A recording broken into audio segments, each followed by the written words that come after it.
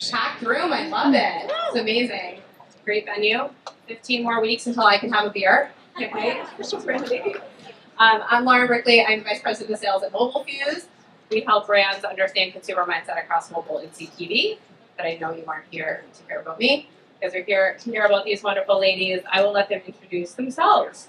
Hi everyone, I'm Kristin with MassMutual. I've been the head of brand strategy, customer activation engagement for coming up on 7 years, which is like a long time for me at one place.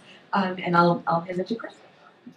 Yes, and I'm Kristin Perry. I lead the brand marketing team reporting into Kristin, and I'm excited to kind of share our strategies and what we've learned over the past few years.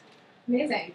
So what we're going to focus on today is just the amazing growth that MassMutual has had over the last few years. So before we do that, why don't you guys just share a little bit about your roles, what you're doing day to day, so we can help craft the conversation.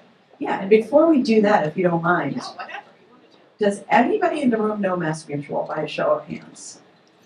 Yes. Yes. This looked very different a few years back. And how about does anyone have a MassMutual policy or financial advisor yet? By a show of hands. I've seen a few.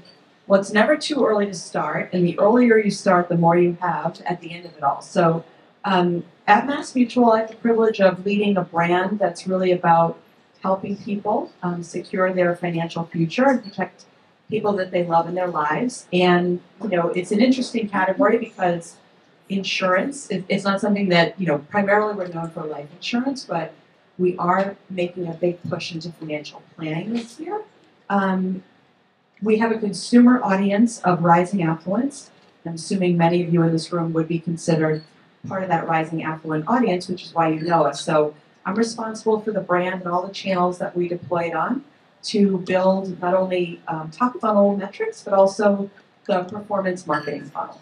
So on the brand marketing team, we lead the national advertising, which partners very closely with our agency, both on the creative and media side, and really we're in charge of the upper funnel strategy for the brand and really moving the consumer sentiment from awareness to consideration and affinity, which makes the rest of the marketing funnel so much more efficient when our consumers know and like us.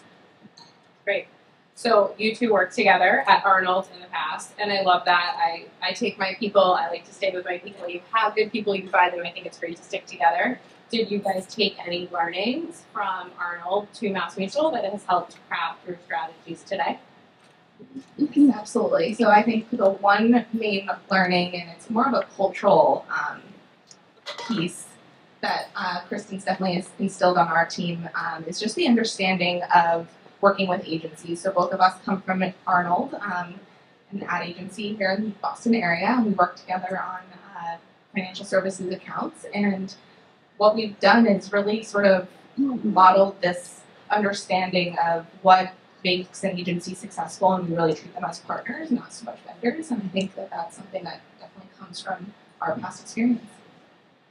Yeah, I would echo that. And we have a group of other women on the team who are over here. A lot of them came back from Hill Holiday, Arnold, other places we knew before, and a brand new team member that joined Monday. But I think just to build on what Christa said, I think we think about all the things as account managers and account directors, et cetera, that we had to deal with on the agency side. And, you know, like getting feedback in from multiple clients across a complex, whatever, client, you know, portfolio of things, and having to try to distill that. And I think where we have found a lot of success is in having had that experience, knowing how to work well, like what we were looking for when we sat on the other side of the table, and then just doing that time and again. It's worked really well. Yeah, it has worked. I mean, you saw everybody raise their hand. People are really familiar with the brand. When we were chatting earlier, you mentioned that, you know, a few years ago it wasn't like that. There was, you know, not as much market penetration. Can you share some of the strategies and things you've done for that immense brand growth over the last few years? Yeah, definitely. I think building on this idea of like partners, right? I mean, one of the things that we do, and I've asked a lot of media outlets, publishers, networks, if this is something that they see a lot, and they say no, but we try to have relationships not only through our media agency with all of the different publishers, networks, platforms, like all the places where we're putting paid dollars, And we really do build a one-to-one relationship with them so that, and we're nice to them. And so when new products are coming to market, we often get a first look. And I think they do that because they like us. And so that, I think, is one part of it. And I'll let Christa add on to the rest. Yes, so we have a ton of different partners that makes the brand successful. I think just going back to when the campaign, or when we relaunched the brand, so we really went out into market with a message of what MassMutual's values are and what our role is in culture, which I think really resonated. But then in 2021, we went out and surveyed our consumer base, and what really rang true then was just a lack of understanding around what we offer. So that's been the trajectory that we've been on in the past few years. So we launched Uncomfortable Truths, which is our advertising platform. That was introduced in 2021, all around sort of flipping the script on the typical life stage targeting that or messaging that you see in financial services, and changing it to be very wake-up call or trigger moment based. So really sort of highlighting moments that make you feel uncomfortable that a financial professional really can help you guide you through. And we use, sounds like a fear tactic when I talk about it, but we use humor and tone to really make it feel lighthearted and just create a sense of urgency around our products and services. So that has really fueled the performance marketing base of the funnel that we referenced at the beginning. So to stay with uncomfortable truths, because I love that you guys call it that, I think it's definitely true. Like, who wants to talk about life insurance and dying and financial planning? I don't. Actually, I definitely don't. Probably should know. No, I do. My husband makes me, but I don't like to. I do. I have another band job, so this one will be here soon. Do you want to share a little bit, like some specific examples about how you guys create that lightness with the brand? Because it can just be such a heavy topic for some people, and I can see why people don't want to talk about it. So yeah, it comes through executionally. So when we send over the strategy briefs, they are heavy, and because we're talking about serious topics and trying to get consumers to really think about their future and those challenging life moments that inevitably happen. But creatively is where the lightheartedness comes from. So all our characters are humorous. They're in funny situations. And then this past year, what Kristin was bringing up is we dabbled in TikTok, which is a scary place for a financial services company. And we really wanted to make sure that we were showing up in a really interesting way. And the way we did that was developing a character, and we call him the Sleepless Papa. He actually didn't live on the MassMutual TikTok handle. He had his own handle. And when we launched our campaign, he showed up one night when he couldn't sleep and just started creating a barrage of bizarre videos, like trying to tag his way onto like the latest trends on TikTok in an obnoxious way. He did some dog interviews with his dog. He was just going crazy. And we kind of tricked the audience that this was a real person. And what we ended up doing as a brand was then duetting all of that content and saying, hey, we're MassMutual, we're here to help. Get some sleep, maybe delete your account. So that was actually a really fun way for us to insert the brand in culturally relevant, and we actually tricked a lot of consumers. They were kind of like surprised that this was even an actor or it was part of an ad campaign. And just to build on that, so then we have our two big sports investments are the Red Sox, which I hope you've seen if you live in Boston, and then also the NHL, but we were thinking about having Sleepless Papa reemerge as a nervous Red Sox fan. Like, what's he worried about now? More to come. Yeah, that's a good idea. Nervous about the season. Yeah, that's great. So you touched a little bit on performance strategy. That's obviously a large branding campaign. How are you looking at both of them? I mean, I think it's great to put a large branding campaign into the marketplace, but of course, at the end of the day, you need that performance to be there. Are you guys kind of analyzing those as separate strategies, or how are you looking at that? So, great question. So, I would say when we first relaunched the brand, we did a lot of we weren't a sophisticated advertiser. We didn't have the team that we have today, including Christa. who joined shortly into that journey. But, you know, we used to do just by tentpole. We only had really responsibility for the upper funnel. Then the organization came together under our CMO, Jen Halloran, 2 years ago. And we then began to have like a remit over the fuller funnel. And in that time, and this is the first year, so we've tested a lot of like, you know, message sequencing. We know the levels of frequency we need to hit at every stage of the funnel to move someone from awareness to consideration to actually what we consider a lead, which is filling out a lead form.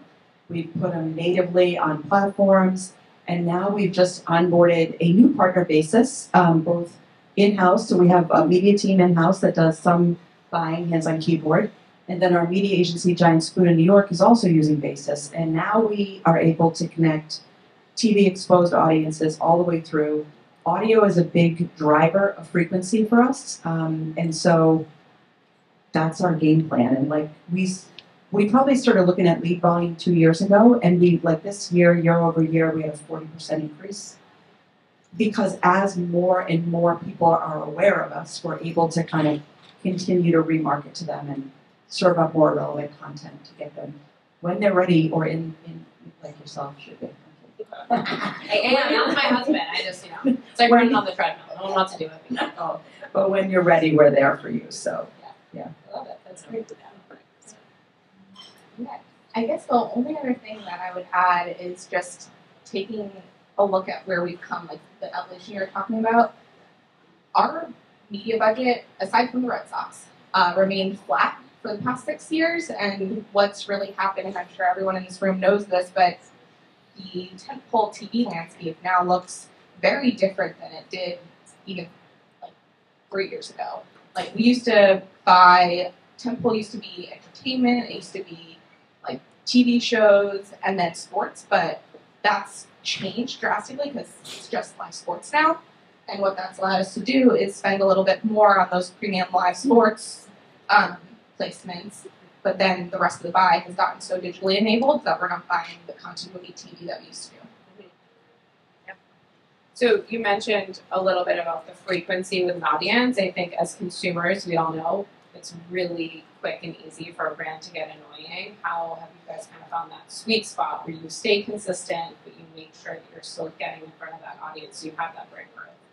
Yeah, so we have, when we measure the buy, we do it in 2 different ways. There's the survey-based studies, which is more, there's obviously a margin of error, and then there's also the platform metrics. And what we've looked at is the survey-based study to answer this question, and what we understand is that to move someone from awareness to consideration is hitting them at least 4 times and no more than 20. So we have that pretty well established based off of benchmarks, I think, that are dating back 4 years now.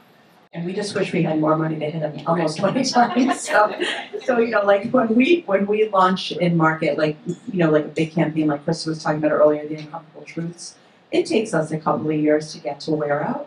But that's actually kind of a good cadence for the message to sort of sink in, people to get it, understand it. And now we're in our second iteration of this campaign, and it's all around holistic financial planning. So hopefully you've seen it somewhere.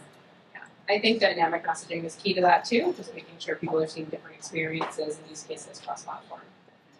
So to your point about you wish you had more money for the marketing budgets, how do you fight those battles with financing? I talk to brands all day long, and that seems to be the biggest problem, is just making sure you can get those dollars secured for the CFO. Yeah, it's funny. I was at NHL All-Star this weekend. They had the game that was up in Toronto, and I was on the plane with someone who runs strategy for Catch's Law, and he asked me the same question. So we were talking about like these money slides you have, and it's like there's 2 slides that can always pop up, and people just go away. They're like, yeah, got it. So we show so we show our brand metrics, right? So we show where we started at, you know, where we were from awareness, consideration, and affinity. Then we show where we've gotten to, and the increases are substantial. And then we show our biggest competitor, And then we show how much they spend and how much we spend, and we're like neck and neck. So that's like money slide 1. Then money slide 2 is then we show the lead volume, which is going up because we have more consumer demand, and the CPL, which is going down. And that has been a very successful story to kind of, because it's told in a language of finance, and we, the company we work for, I mean, there are so many actuaries and financial people and data scientists that you really have to know your numbers, and if the story starts to get complicated, they can't follow, so we keep it simple. And when we went to ask for more money for the Red Sox, we had to show projections on what we thought we would get as a return, because that was the first time we got like a really big infusion of dollars to do something unique. So, well, on the tail of that, New York Life is obviously a large competitor. I know you mentioned that their spend is double yours, but your brand growth, you guys are neck and neck. So how are you doing that? I guess I would say it's like a combination of a lot of things, right? There's the message that's breaking through, right? And I think we do it, Christa talked a lot about, like, tonally, it's very relatable. And when we make work, the biggest compliment we can get is people say, that sounds just like my family. Like, there was a disability spot we launched a few years ago, which sounds a little twisted, but it was about, like, this could happen to you. You could get, kicked by a horse. You could get run over by a bus. And the family kept adding on to, like, the different, unfortunate incidences that could befall the father. And if he didn't have disability income insurance, how are we going to be protected? So the characters and the tone and the storylines, we wanted to feel like a conversation that people would have in their own home. And then this combination of live sports, where we also, we used to spend more on entertainment and all these other places. The live sports works well. And then when we have the combination of like a sponsorship partnership, plus we plus that up and surround it, we get it's like 1 + 1 = 5. We get so much more lift out of that. And then I think we try to be culturally relevant, and we're just scrappy. Like, it's a lot of times we come up with an idea, which is unusual for financial services. We come up with an idea on a Monday, and by Friday it's like in market. So, I think it's like both. Yeah. I would echo everything Kristin just said, and I would also say the power of sponsorship, especially with this media landscape where the only sort of live moment in broadcast TV is sports. It just allows us to kind of show up more authentically and break through, not just in the TV, but in the signage, in the park, and with the players. So You guys have done a great job making it very memorable. So yeah, that's great. But being cross-platform, being everywhere, I mean, you have to measure that. So what are you guys doing? I know you mentioned you're using basis, but really to make sure that you're on an apples-to-apples comparison, and you can prove that back to finance that everything is working and that they should double your budget next year. So we have, it's interesting because when Chris and I started, we had very little measurement. We had like Kantar, some brand lift studies. Now, that's about it. So now what we have, we've got we've got Tableau dashboards, we've got GA across the site, we've got really a lot of enhanced analytics. Because we are so data science heavy, we built our own MMM and TA.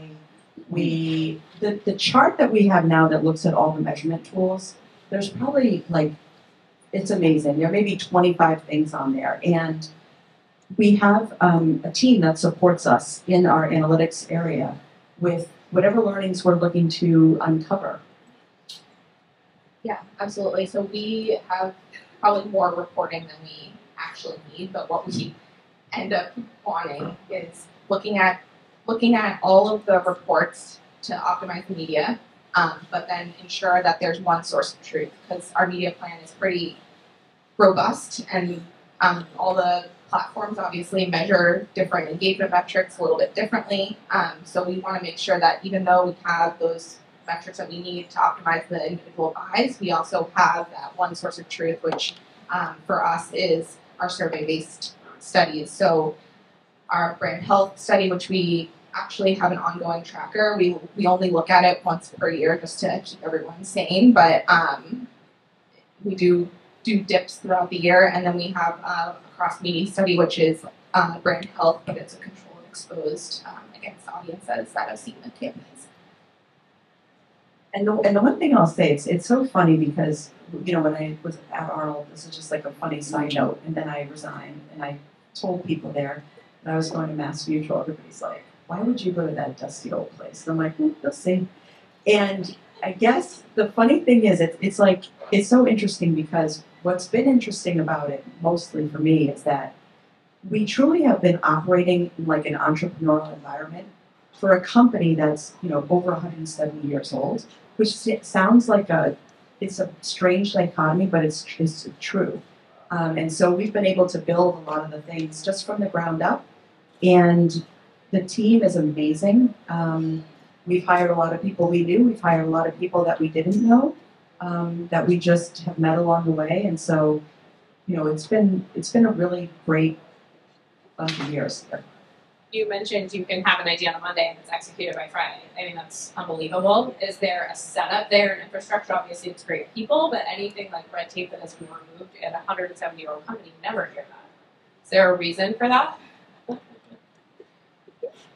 guess all I would say is probably the relationships that we've built internally as well. Like our partners in the clients, so they get back to us the same day. So that really doesn't happen all the time. And we try to keep everyone happy.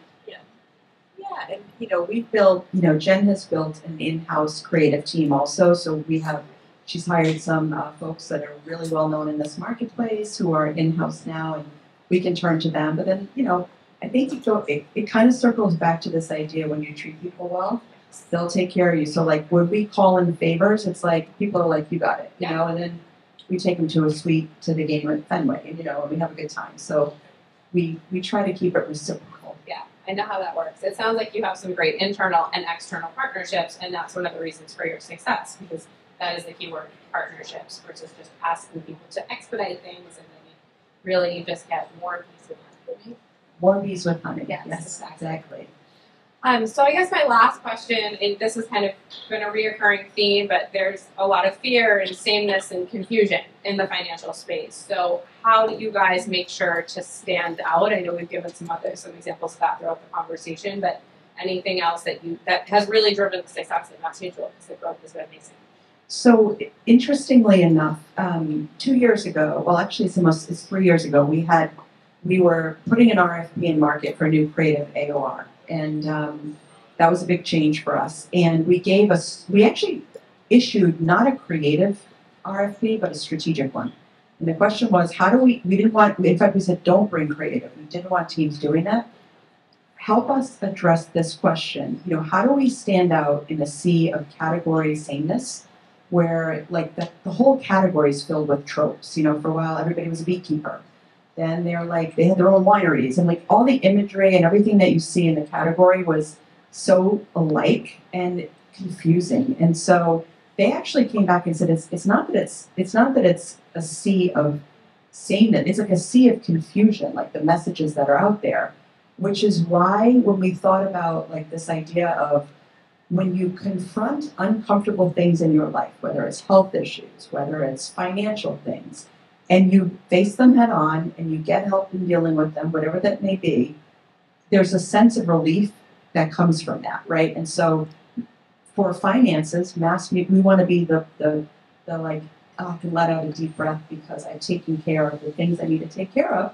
And now I know, you know, I don't have to worry about it anymore. And so I do think a lot of our success just goes back to, you know, thinking about things from how we digest them as an audience too. Yeah, from a human approach. Yes. Really great. Seems like you hit the nail on the head. Yes. Great. So my last question, so we have a few more minutes, then we'll open it up to everybody for questions. I just came off the tails of CES. There's a lot of new, exciting things happening out there. Is there anything that you all have seen that you're really excited about for 2024? And it doesn't have to be tech related necessarily. Anything you're excited about? So we're in the process of creating a campaign brief. We've been going after the same audience for probably 5 years now, 4 years. This rising athlete that we talked about. But what we're realizing is that within that audience, it's the life stages are moving later and later, and actually 49% of our rising affluent is unmarried and doesn't have kids. And we haven't been speaking to that, especially when it comes to protection products and planning. We were talking, like, you're due life insurance, but what about when you don't have a baby or that nuclear family, but there's people in your life that you want to take care of, and what does that look like? What are those sort of moments, those trigger moments that you get you after the professional? That is exciting. I mean, and it's an interesting challenge too, because, wealth looks very different in that, for somebody who can start earlier and has less people to take care of. So I'm excited about this work. Marie Kelly's, who's back here in the room, is working on that brief right now for Gray, and Kendra Cahill's here from our team. We're working on the wealth management launch, and then Lizzie Cruz and Kylie, who started on Monday. They're our sponsorship and media sponsorship and partnership folks. So always lots going on. Yeah, exciting. Well, kudos to you guys. You have done an amazing job at really just getting MassMutual so well known and just making the uncomfortable category a little more comfortable. Yeah, thank you very much. Thank you guys. Any questions? You can whatever. You can applaud.